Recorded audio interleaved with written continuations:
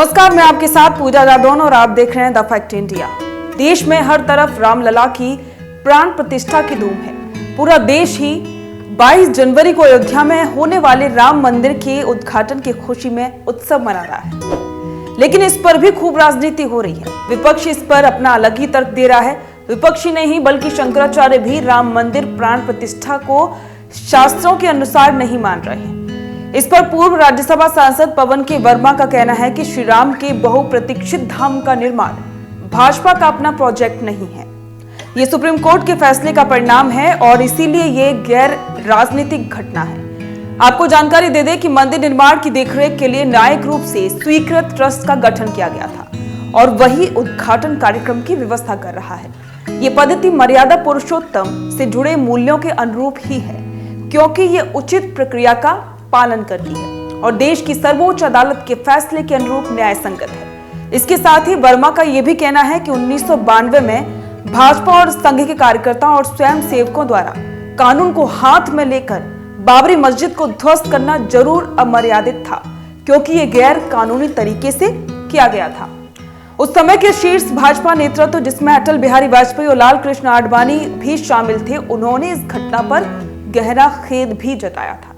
इसके साथ ही एक सवाल और भी इन दिनों खूब चर्चा का विषय बना हुआ है कि क्या भाजपा इस घटना से राजनीतिक फायदा उठा रही है। इसके जवाब में वर्मा ने कहा है कि कहना बिल्कुल सही है, लेकिन यह स्वाभाविक है, क्योंकि मंदिर निर्माण का बीड़ा भाजपा और संघ ने दशकों से उठा रखा था।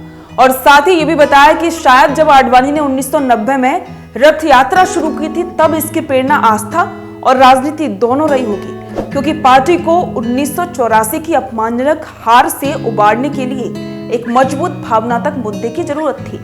लेकिन आज इस भव्य मंदिर की प्राण प्रतिष्ठा तब की जा रही है जब पार्टी बहुमत से सत्ता में है और उसका नेतृत्व नरेंद्र मोदी जैसे करिश्माई नेता कर रहे हैं। ये स्वाभाविक ही है कि इसका लाभ भाजपा को जरूर मिलेगा, क्योंकि उसका उद्घाटन चुनाव से ठीक पहले किया जा रहा है।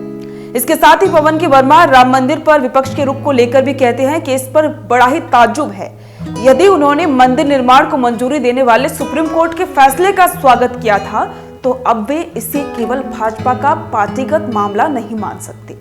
वास्तव में वे केवल एक ही तरीके से भाजपा को इससे होने वाले राजनीतिक लाभ का शालीनता से मुकाबला कर सकती हैं, और वो है इस बात पर जोर देना कि श्री राम सभी के हैं, उन पर किसी एक पार्टी का या एक नेता का एकाधिकार नहीं है। लेकिन एक तरफ न्यायिक प्रक्रिया का स्वागत करना और दूसरी तरफ उद्घाटन समारोह का न्योता ठुकराना अपने ही पैरों पर कुल्हाड़ी मारने वाली रणनीति है। इससे आगे वर्मा ने कहा कि विपक्षी दलों का जोर तो श्री राम पर भाजपा के बराबर ही दावा करने पर होना चाहिए था।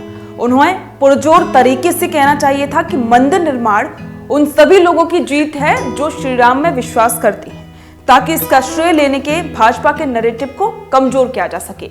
वर्मा ने इसके साथ ही रामचरितमानस की एक घटना का भी जिक्र किया, जिसमें श्री राम वनवास के दौरान रहने के लिए वाल्मीकि से पूछते हैं और ऋषि उत्तर भी देते हैं। वो पंक्ति है, पूछे हूँ मोए की रहो कहेम मैं पूछत सक जाऊं, जहम ना हो तू तहम देहु कहीं तुम्हें दिखावो ठाऊं।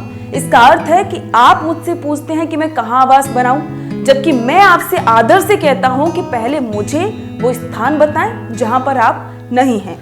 इसके बाद वर्मा कहते हैं कि अफसोस की बात तो यह है कि इस मुद्दे पर राजनीति चल रही है।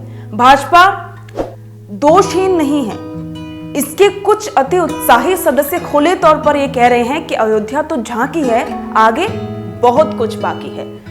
अब आप जानते ही हैं कि किसे आमंत्रित किया जाए और किसे नहीं, इस पर भी खूब जंग छिड़ी हुई है। कांग्रेस ने समारोह में आने से तो इनकार कर दिया है। वो हमेशा की तरह दुविधा में थी कि मंदिर का राजनीतिकरण करने के लिए भाजपा की निंदा करे या फिर उद्घाटन में भाग ले, या इसे धर्मनिरपेक्षता पर हमला कहे, या फिर न्याय यात्रा के माध्यम से इससे ध्यान भटकाए। इसके अलावा अखिलेश यादव एक अलग ही पटरी पर चल रहे हैं। उद्धव ठाकरे की शिवसेना भी इसमें शामिल नहीं हो रही है। केरल में माकपा भाजपा को बढ़ावा देने के लिए कांग्रेस पर हमला कर रही है और ओवैसी कह चुके हैं कि संविधान खतरे में है। और मर्यादा पुरुषोत्तम श्री राम ये सोच रहे होंगे कि मेरे नाम पर ये क्या क्या हो रहा है। इस पर आप क्या सोचते हैं, हमें कमेंट करके जरूर बताएं। बने रहें द फैक्ट इंडिया के साथ।